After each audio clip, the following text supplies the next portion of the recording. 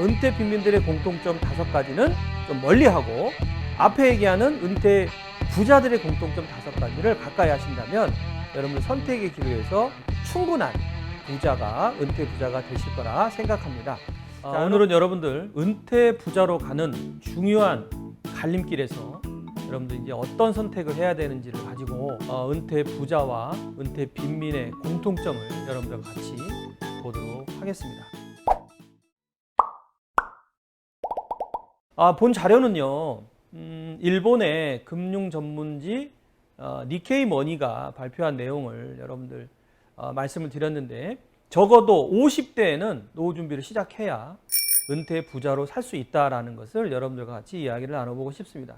자, 그렇다면 은퇴 부자들, 이들이 얘기하는 은퇴 부자들의 공통점 첫 번째부터 말씀을 드리도록 하겠습니다. 퇴직 전에 노후 생활에 자금의 수지를 꼼꼼하게 따져봤다입니다. 자, 이거를 다시 바꿔서 얘기하면요, 현재 수입과 지출의 나의 상태가 어떤지, 퇴직 후에는 어떻게 변화가 수입과 지출이 될 건지, 그리고 지금 현재가 흑자 생활이 예상이 되는지 적자 생활이 예상이 되는지를 미리 따져보는 것이 가장 중요한데요. 여러분들도 해보셨겠지만은 한 달을 생활하든 1년을 생활하든 지나간 어떤 수입과 지출에 대해서 정확하게 이렇게 기록하고 있는 분들 많지는 않지 않습니까?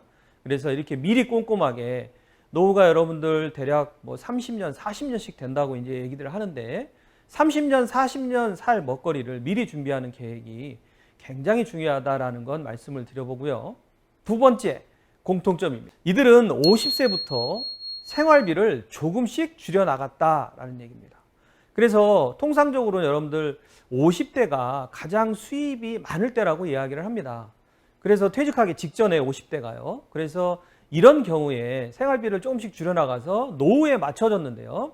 예를 들어서 자신의 노후 자금 수지에서 노후 자금이 빠듯할 경우에는 자기 자신이 그동안 생활해왔던 금전 감각을 바꾸고 미리 씀씀이를 줄이는 연습을 했다라고 볼 수가 있습니다. 공통점 세 번째는요, 주택대출금 상환을 정년 퇴직 이전에 완료했다입니다. 자, 여러분들 지금 주택담보대출을 가지고 계십니까?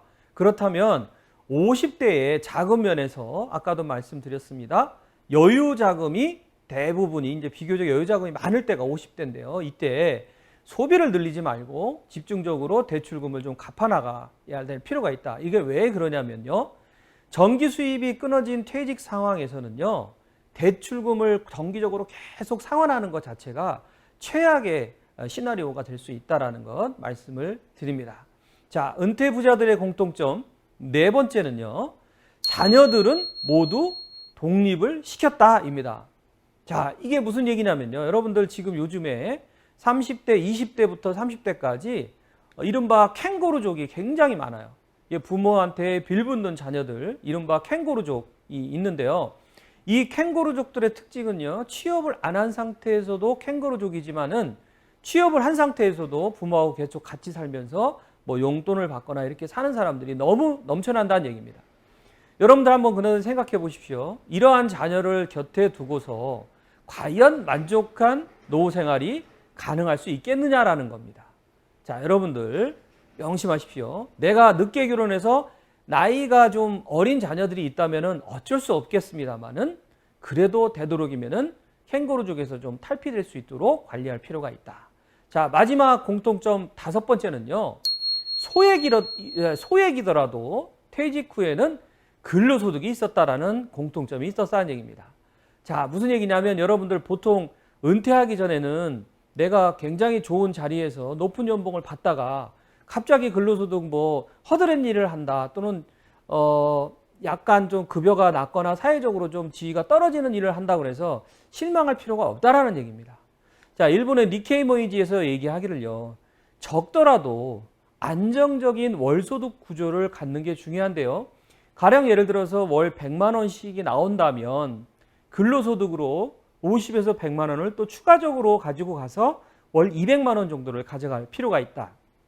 그래서 이게 소액이라도 퇴직 후에 근로소득을 가져갈 필요가 있다는 얘기입니다.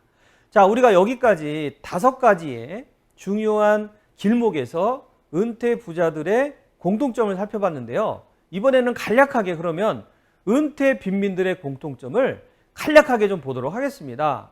자, 여러분 은퇴 빈민들의 공통점 5가지. 첫 번째는요. 평소의 생활비가 전체 수입을 크게 웃돈다입니다. 그래서 벌어들이는 것보다 쓰는 게 더 많다는 얘기죠. 이렇게 되면은 여러분들 은퇴 이후에 굉장히 빈곤에 빠질 확률이 높다라는 얘기고요. 두 번째, 퇴직금의 상당 부분을 주택대출금으로 상환하는 데 사용했다. 제 주변에도 보면은 퇴직금을 받은 경우에 이렇게 주택대출금을 상환해버리고 은퇴자금이 안 되는 경우들이 많거든요.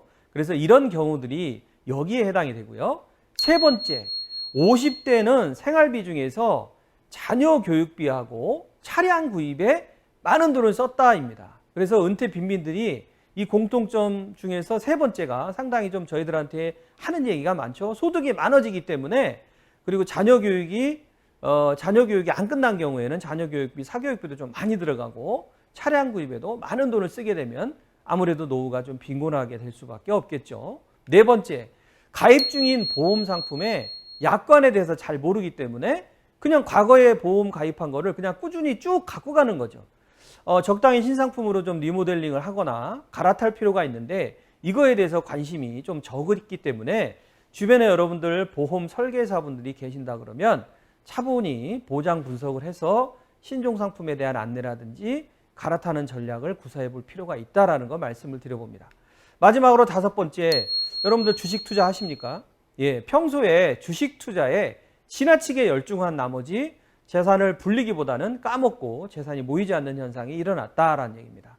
여러분들 이상에서 이 5가지의 현상처럼 여러분들 이 은퇴 빈민들의 공통점 5가지는 좀 멀리하고 앞에 얘기하는 은퇴 부자들의 공통점 5가지를 가까이 하신다면 여러분들 선택의 기로에서 충분한 부자가, 은퇴 부자가 되실 거라 생각합니다. 자, 여러분 은퇴 부자 시작점이 언제라고 그랬죠? 예, 50대부터 꼼꼼히 챙기시는 여러분들을 응원하면서 다음 시간에 뵙도록 하겠습니다. 감사합니다.